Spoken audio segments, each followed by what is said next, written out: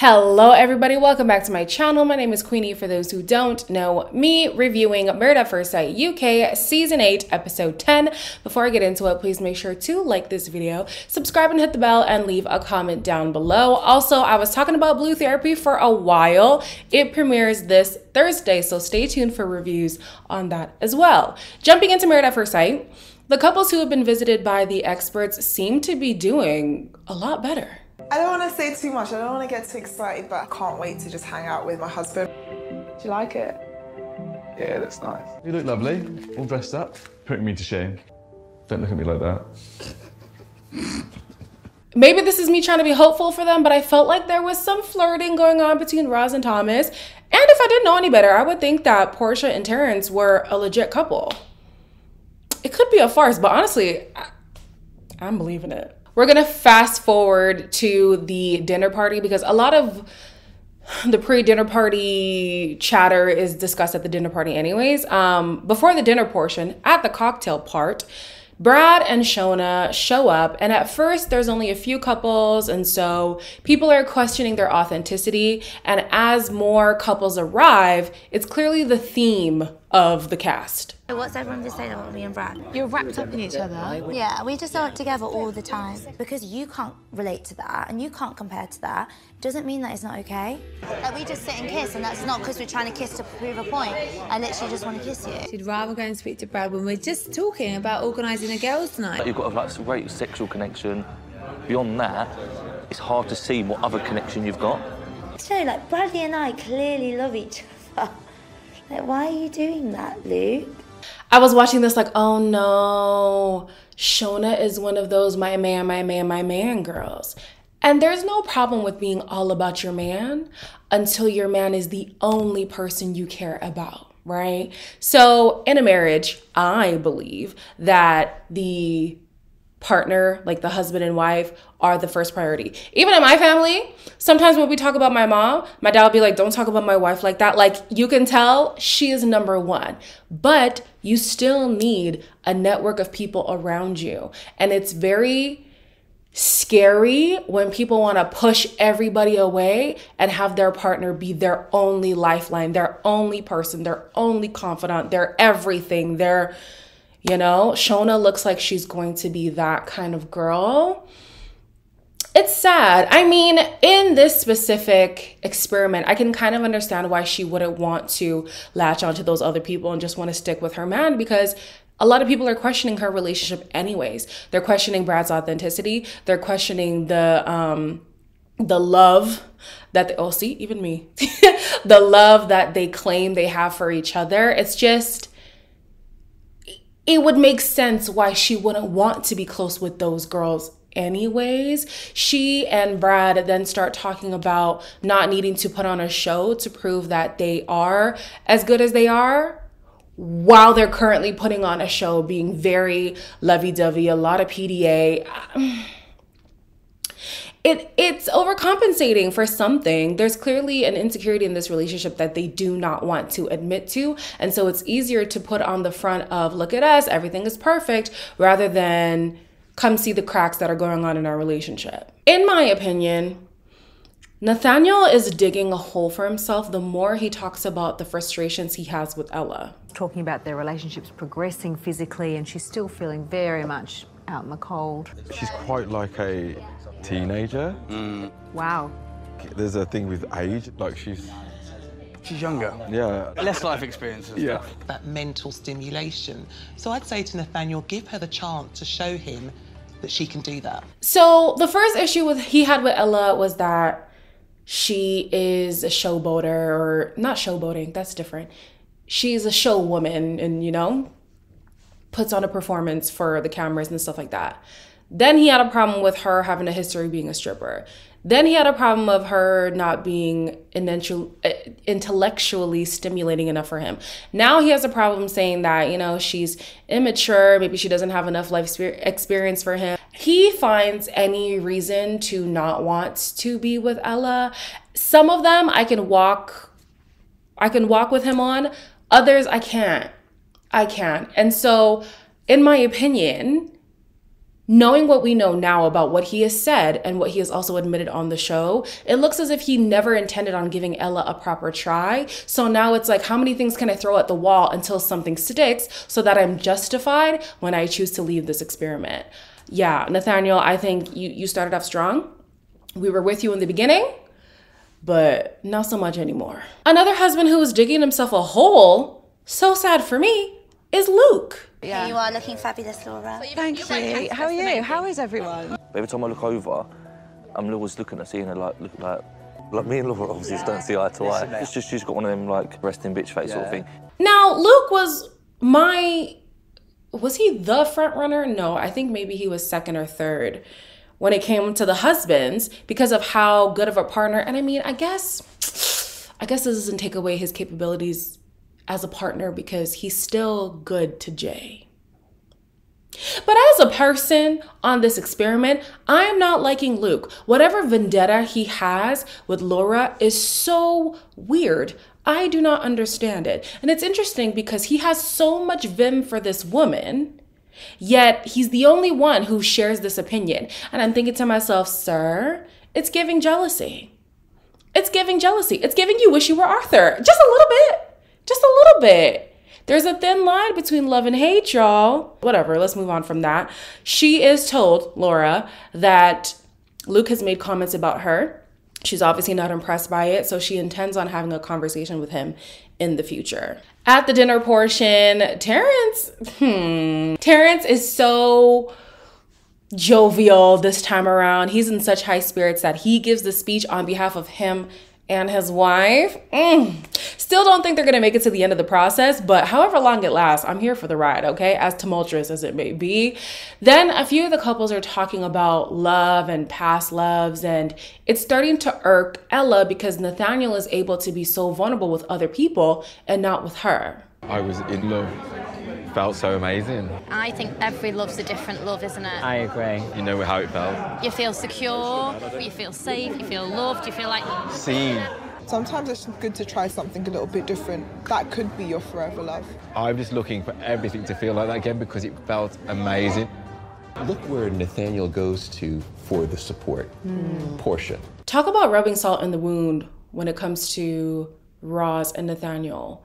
They both know that their partners are struggling to connect with them. And then they're going to be here gushing about past loves and what those feelings look like and constantly yearning to have those feelings again and obviously admitting that they're not feeling that with the person they're in the experiment with. Like, To me, that would be enough to say, you know what, even if there was a chance here, the fact that you're obviously going to idolize past relationships or maybe the potential of a future relationship means that my time here with you is done.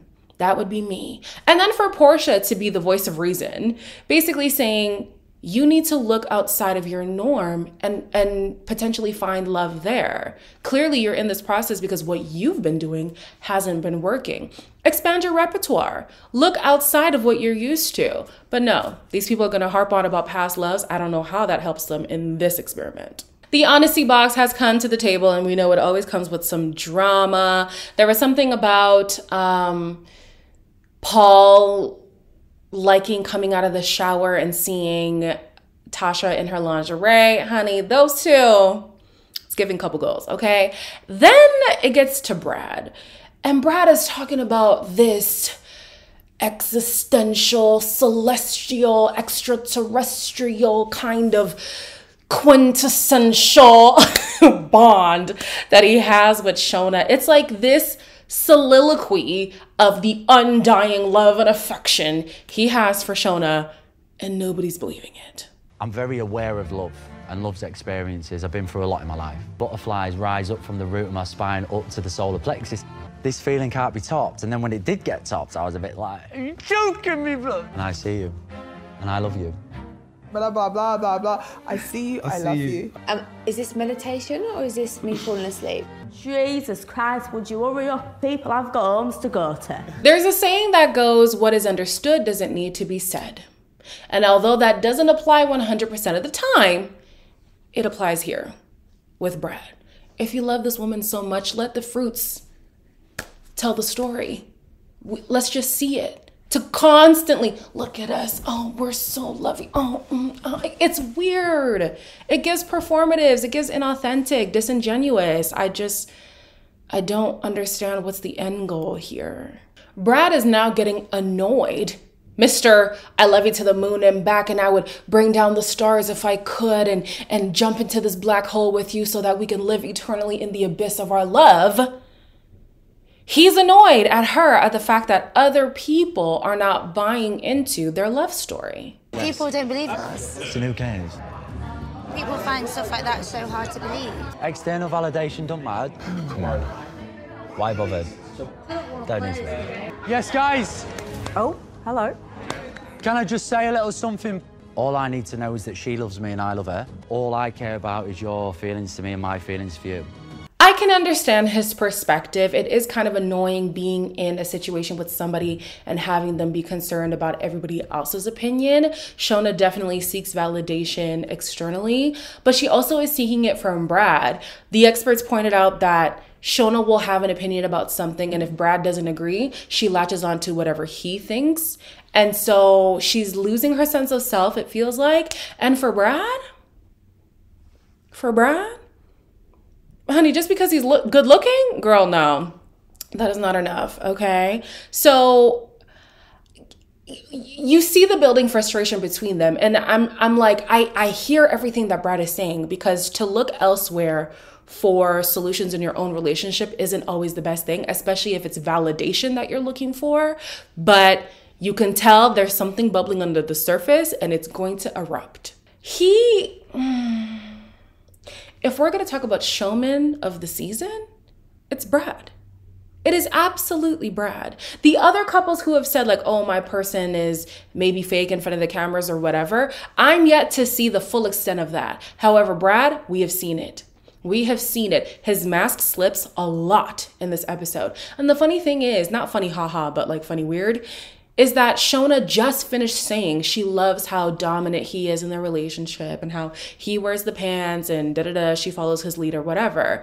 Now he's, in my opinion, making an ass of himself and doing this whole display, which, is that not also seeking validation from other people? Like, I'm gonna debunk what all of y'all maybe might think about us. We love each other and you guys are just gonna have to deal with it. In a way, that could be trying to convince other people about your relationship, which is valid. Am I tripping? I feel like in a roundabout way, he's also seeking validation. But anyways, this couple is just a mess, so let's move on. Terrence says he is more optimistic about the future between him and his wife. I feel like you've compromised well this week. And just a little something I needed, you've 100% given me this week. And now we're friends. More than friends. Okay. Ooh. Oh, they're more than friends. Massive progress. Guys, Delulu is the Salulu. I'm going to be delusional for this couple because when it's good, it looks good. It looks so cute. It looks so very toxic. But honestly, we've seen worse. So I'm going to buy it for now. Like I said in an earlier video, I do think that the logistics of their lifestyles is going to make this couple just self-implode. I don't think there's any longevity with the two of them. However, when you see how they interact when things are good, I think there's potential. If we're just looking at the feelings, and when the feelings are good, which isn't many times, but it happens, there's potential. Speeding through some things here, Laura says that Arthur isn't a Chelsea boy, however, she is pleased nonetheless. George says that he could do with some more physical intimacy, however, he's comfortable going at Peggy's pace. Thomas wants Roz's charm directed at him instead of everyone else. She, however, perceived that as him being insecure. I don't know how she got that, but all right. Then we have, then she said she's likely not going to engage in sex with him again.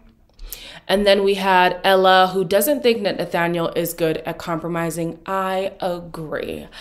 We have Jay and Luke, who are given the task of ranking the couples. Oh, the producers are so messy. They have to rank the couples from most genuine to least genuine. It is obviously ruffling some feathers, especially Shona and Laura. Even though Shona wasn't even ranked the lowest, I'm pretty sure it was Laura. How can you rank us after Roz and Thomas, who are friends? You have to choose someone top, someone bottom, like. Do you know what I mean? I'm assuming that people don't see the love that we have for each other.